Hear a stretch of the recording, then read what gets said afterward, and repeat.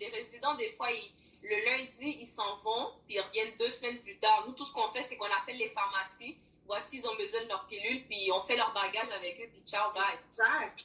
Dans le fond, c'est juste que ces personnes-là, comme ils n'ont pas soit des gens pour être... Quand ils sont en centre d'hébergement, c'est que des fois, ils ont besoin de quelqu'un qui les surveille de temps à autre pour s'assurer qu'ils prennent leur pilule. Ou ça, c'est pour ceux qui sont quand même assez un peu autonomes. Ou dans le fond, ils ne peuvent plus rester chez eux tout seuls pour commencer à faire l'épicerie, faire le ménage et tout. Donc, ils vont en centre d'hébergement. Ils ne peuvent pas les prendre, soit ils vont en centre d'hébergement. Mais de là, penser que les gens, parce qu'ils vont en centre d'hébergement, ils ne sortent pas. Des fois, on a des patients, on a un monsieur, ce monsieur-là, je pense qu'on a quasiment Fabien avec la police. Il a pris son quadriporteur, il a dit « Je reviens ». Il va dire, il est revenu vers 2h du matin, puis il était posé, il était comme « je suis allé voir mes amis ». Ouais, il est allé voir ses amis qui habitaient tout seul. Il a fait la fête, puis il est revenu. Et je vais être honnête avec toi, je ne citerai pas de source, ni de où, mais j'ai déjà entendu dire il y a des escortes qui s'en vont dans les centres d'hébergement parce que les personnes âgées les paient. Donc, il faut se rendre compte que les personnes âgées sont pas des petits vieux typiques couchés qui ne peuvent pas bouger. Là. Même s'ils ne peuvent pas bouger, ils ont toute leur tête, sont capables d'appeler le service d'escorte pour avoir une escorte dans leur chambre, ils vont le faire. Puis ils ont le droit parce que le centre d'hébergement, c'est leur maison. Quand tu dis escorte, moi, c'est entre eux des fois. Ils sont célibataires. Moi, j'associe le centre d'hébergement à une école secondaire pour personnes âgées. Yeah. Mais surtout ceux qui ont des démences. Ceux qui ont des démences, des fois, ils se retrouvent dans des positions fâcheuses. Là, t'es comme, yo, what are you doing here? You know what I'm saying?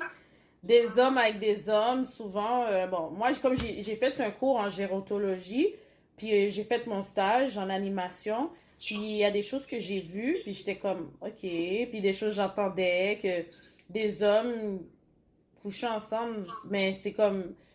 Est-ce que c'était des personnes qui étaient homosexuelles depuis le jeune âge? I don't know. Mais arrivé dans les centres d'hébergement, ben, c'était souvent fréquent. On apporte une surveillance. Ceux qui sont déments et qui ont tendance à faire ce genre de petits comportements-là, en allant dans le centre d'hébergement, on le voit dans leur dossier. C'est écrit, ces personnes-là ont tendance à faire X, Y, Z ou bien attouchement. On le dit, on ne laisse pas juste une personne âgée dans son hébergement puis personne n'est préparé. Sur ce genre de patients-là, ceux qui sont déments ou bien qui tendance à faire de l'errance, on va toujours accorder une petite attention de plus. Ouais. C'est écrit dans le plan de travail, comme Monsieur X, errance, ou bien tendance à vouloir toucher les fesses. On est prévenu à l'avance, on n'est pas juste... comme moi, j'avais un résident, il adorait les fesses. Je ne peux pas lui en vouloir, moi aussi j'aime les fesses, mais je garde mes mains pour moi. Mais lui, on savait que s'il était assis, il ne fallait pas mettre dos. Il ne faut jamais mettre dos à lui parce qu'il va tendance à vouloir mettre ses mains. Puis... Donc, en centre d'hébergement, les gens... Donc, pour revenir à ce qu'on disait, comment la maladie venait. Donc, c'est comme Jill a dit, des fois, ils sortaient, ou bien ils vont chez leur famille, puis cette famille-là revenait de Cuba ou revenait de Miami pendant qu'il y avait la COVID. Donc, juste par ce contact-là, cette personne-là ramène dans le centre d'hébergement. Là, nous, en tant que professionnels, si on ne sait pas ce qui s'est passé à la maison, on va voir les autres patients. Donc, nous, on est des vecteurs, en fait. C'est vraiment ça qui s'est passé. C'est rare que c'est nous-mêmes qui l'avons attrapé de l'extérieur. Si on l'a attrapé, c'est souvent au travail. Puis, c'est parce qu'on se promène. Puis, quand on a infecté d'autres personnes, c'est parce qu'on se promène à cause de notre travail d'une chambre à une autre. Puis, c'est vraiment ça qui a causé la propagation exagérée dans les centres d'hébergement. Puis, il faut se rappeler, dans les centres d'hébergement, ça a pris plus d'1 mois avant qu'on leur donne des jaquettes et des masques. Oui, il y avait un problème Oui, de gestion. Ça a pris que 50% des résidents du CHSLD Sainte-Dorothée meurent pour qu'on fasse... faut donner des masques puis des gants. Nous, dans le centre d'hébergement où est-ce que je travaillais, il n'y avait pas de jaquettes en grande quantité. Parce que, c'est un centre d'hébergement, c'est un milieu de vie. On gardait des équipements pour ceux qui avaient le C difficile pendant la période de C diff ou de grippe. On avait une mini-réserve. Mais quand le COVID est arrivé, on est pogné avec... On a 4 résidents, on a comme 4 résidents qui sont malades. Il faut que tu changes d'uniforme entre chaque patient. Pour préposer infirmière, service ménager, on n'était pas prêts. Des fois, il fallait appeler la Cordo pour dire on n'a plus d'uniforme. Là, il faut qu'elle appelle d'autres centres d'hébergement. Ça devenait une chaîne parce qu'on n'a pas assez de pays pour assez de centres d'hébergement. Puis ça venait pas assez vite. Puis entre-temps, tu as le patient dans la chambre qui a de la douleur. Tu ne peux pas le laisser comme ça. Il faut que tu rentres quand même. Parce qu'on a eu beaucoup de résidents et de personnels dans les débuts qui sont tombés malades. Justement, à cause de ça, c'était je le soulage ou je prends le COVID. Tu sais, à un moment donné, je ne peux pas laisser la personne se tordre de douleur sur son lit. Donc, les gens rentraient des fois dans les chambres juste avec un masque et des gants, mais ce n'était pas assez pour les couvrir.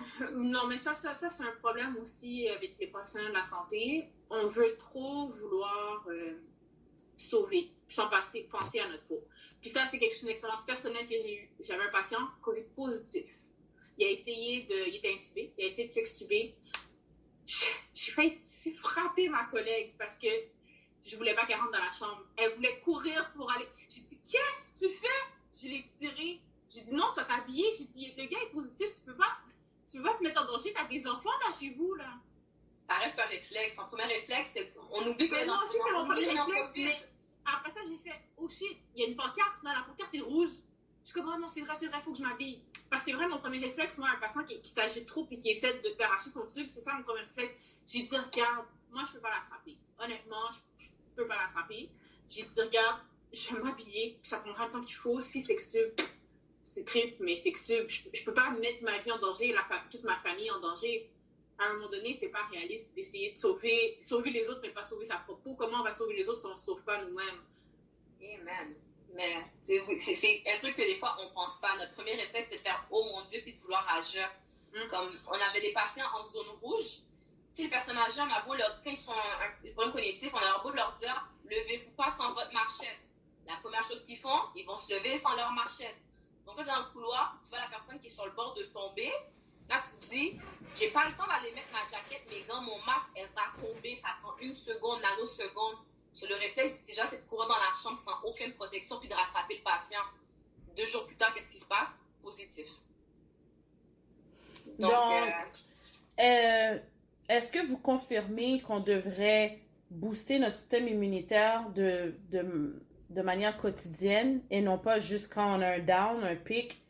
Tu sais, exemple, nous les femmes, si on n'a pas encore d'enfant ou on envisage d'avoir un enfant, on peut prendre les vitamines prénatales, qui a quand même beaucoup de vitamines dedans. Donc, acide folique, vitamine D, vitamine E, B12, c'est tout en proportion là, dans une pilule. Tu prends par jour. Est-ce que vous suggérez que hommes ou femmes prendraient plus du zinc à la place que de prendre... Tu sais, comme il y a les Bounty, j'ai oublié c'est quoi le nom complet là, les Bounty, c'est comme des vitamines sucrées. Tu peux en prendre 2-3 par jour, mais ça te dit que c'est pour booster ton système immunitaire versus les pilules Jameson ou de d'autres compagnies qui est chez toi. Est-ce que vous pensez que ça serait suggéré? Je suis très axée avec la nutrition, là. Pour moi, c'est super important. J'ai comme une passion pour ça.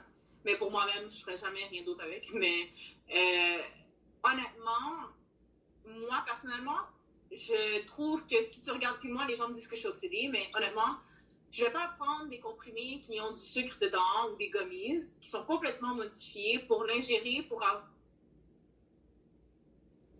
un effet positif de pilule. Parce qu'on s'entend, si c'est des gummies ou des petits trucs sucrés que tu croques, on s'entend qu'ils veulent te le rapprocher des bonbons pour que ça soit plus plaisant à avaler. Oui, tu prends des nutriments, des minéraux et des vitamines, mais est-ce que c'est logique qu'en même temps, tu dois ingérer un paquet de sucre en même temps? Fait que pour moi, je suis contre. Pour moi, les pilules, on peut en prendre, mais selon moi, tu devrais les prendre. Ça, c'est moi, personnellement, comment je le fais, mais chacun son vibe. Moi, selon moi, je vais les prendre. OK, tu sais quoi? Je trouve qu'on rentre dans une période, justement, comme maintenant, il fait chaud-froid, puis l'hiver arrive. Ben, je vais commencer à augmenter, justement, la quantité de vitamines que je prends. Mais personnellement, j'aime pas prendre des comprimés. Donc, ce que je préfère faire, c'est ingérer des nutriments à la place dans les aliments directement. Donc, effectivement, comme Kay a dit, moi, curcuma, là, j'en prends moins. Mais honnêtement, à un moment donné dans ma vie, je prenais vraiment beaucoup de curcuma. Puis, honnêtement, je ne conseille pas non plus d'en prendre de façon exagérée parce qu'il faut tout à une certaine modération. Si tu prends tous les jours, je donne un exemple, des comprimés de vitamine C. Veux pas, ton système immunitaire va s'adapter à la vitamine C en quelque sorte. Ton système va s'habituer à la vitamine C. Notre corps s'habitue à tout. Donc, l'important, c'est par exemple varier ton alimentation. Tu vas juste manger des épinards 24 heures sur 24 tous les jours. Ça n'a pas de sens. Mais si tu prends, par exemple, des épinards 2-3 fois par semaine, puis tu varies avec d'autres aliments, ben ça, c'est des choses qui sont bonnes. Tu utilises du curcuma à droite, après ça, tu utilises du gingembre à la place, mais curcuma et gingembre sont des cousins, mais ça n'a pas exactement la même concentration de nutriments et parce qu'en fait, ça aide avec justement les réponses inflammatoires, ça les diminue. Donc, c'est pour ça qu'on parle que ça booste le système immunitaire, mais c'est pas que ça booste, c'est juste que ça diminue la réponse immunitaire. Oui, exactement. Ça diminue la réponse inflammatoire pour justement diminuer les symptômes. C'est ça qui aide. J'en ai parlé dans un des épisodes aussi par rapport aux symptômes, justement, rhume, grippe, là. Pas grippe. Oui, grippe, parce que c'est pas influenza. Donc, tu te rappelles, j'avais parlé de ça dans un des épisodes que je disais, je faisais un jus pour les voyages. Oh, ben non, c'était pour les voyages. C'était l'épisode qu'on parlait des voyages que tu avais fait. Je sais, mais on parlait de prévention.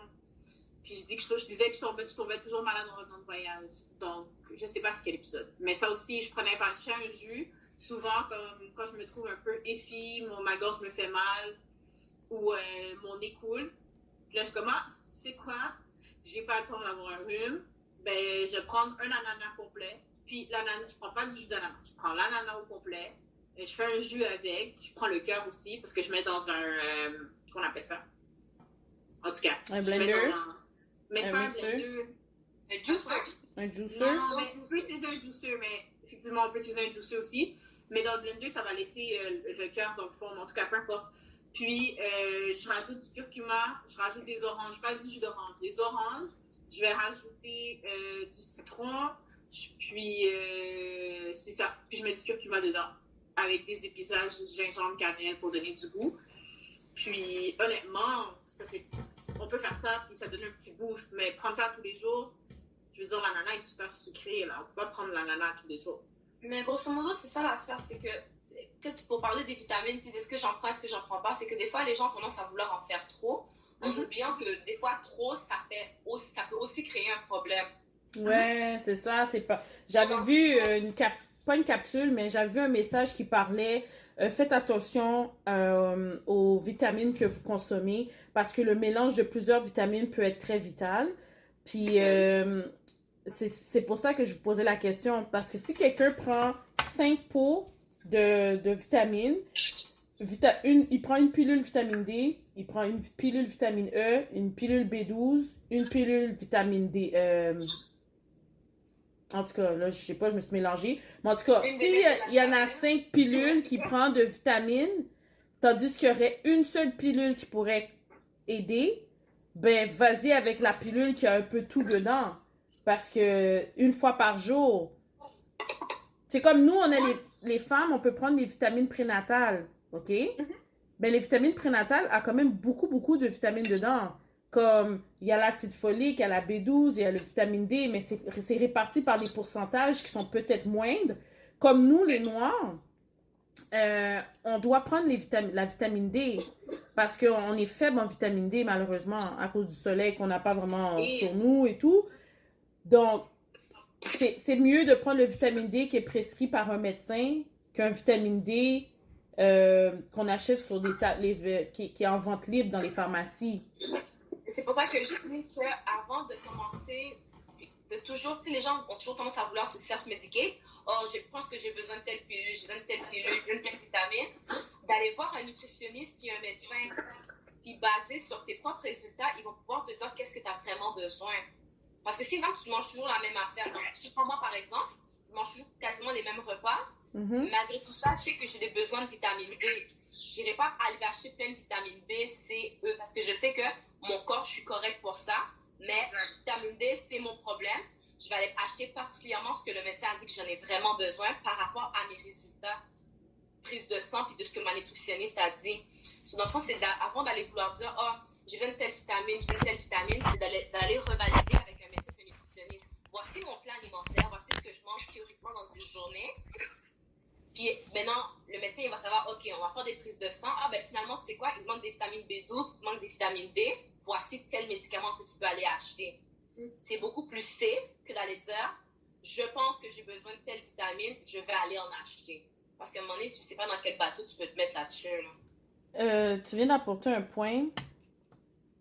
Le curcuma, en passant, ça aurait été important de savoir, est-ce que c'est une cuillère à thé qu'on devrait prendre de curcuma? Euh, Le truc à la difficulté, c'est que